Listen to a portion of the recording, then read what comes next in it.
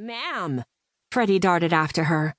Abigail knew where she was going and traversed the room with ease despite her high heels and tightish skirt. She decided to forgive Freddie for calling her ma'am like some spinster gone wild. She started her reprimand for the reservation thieves even as she rounded the pillar.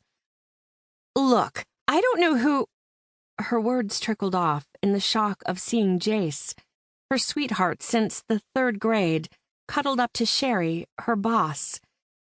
A wall of icy understanding blocked her path, and she couldn't move forward, couldn't speak, couldn't let out the scream that pierced her lungs.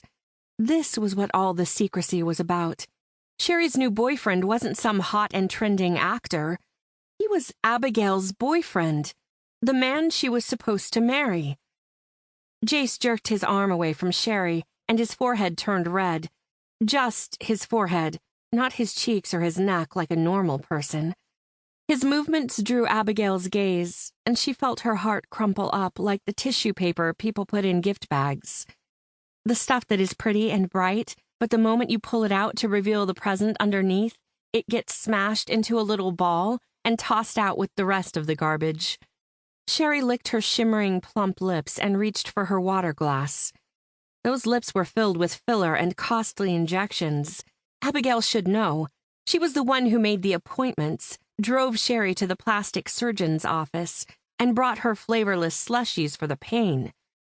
To think she'd once been jealous of those lips, when all the while Sherry was plotting how to get those lips on Abigail's man. Sherry met Abigail's gaze dead on, her eyes calculating and her smirk telling Abigail she was the little mouse in this house. The mouse who had walked right into her trap. Freddie slammed into the back of Abigail, making her bump the table and slosh water across the white tablecloth. The clinking noises brought Abigail back to herself. She wasn't made of tissue paper. Abigail leaned forward, her fingertips resting on the heavy linen tablecloth. She narrowed her eyes at the traders, and the past 2 months came into focus as if she had a giant magnifying glass. Jace's increasing emotional distance, Sherry's silence on her whereabouts, the whispers around the coffee machine that stopped when Abigail entered the break room, the added workload that had her staying late at the office, the strange combination of sorrow and determination in Jace's warm brown eyes when he kissed her. His eyes had always been warm for her. Warm like coming in from making a snowman and sipping cocoa by the fireplace. Comforting, like falling into his arms after leaving behind her hometown of Echo Ridge to follow him to the city, where she struggled to find her place and he soared. Familiar like the song that played while they danced the final dance at prom, wanting the moment to last forever.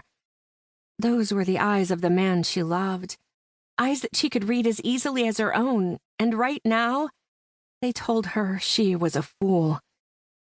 Flipping her hair over her shoulder, she mustered up a fake smile. She'd left everything she loved behind to follow Jace to the big city, and he'd cheated. There weren't enough curse words in all the languages in all the world to describe what a low-down, self-absorbed jerk Jace proved himself to be. She put her hand on Freddie's shoulder. "I'm sorry, Freddie. It seems I was mistaken." She turned her head to face Jace and waited until his eyes came off the floor to say, "Mistaken on so many levels." Jace's forehead rippled like it did when he was thinking hard. She patted Freddie's arm. "Please excuse me." Freddie stepped to the side, and her long legs made shaky movements toward the lobby. Jace didn't follow. He should have. They'd fallen into puppy love in grade school. Those sweet, innocent crushes and fierce best friendship deepened into a love she believed would last them through all time. His love had sustained her through the night classes and the corporate climb. Was her love for him so weak? Had she not loved him enough? Abigail's heel caught on the carpet, and she stumbled through the arch. Tay looked up from her phone.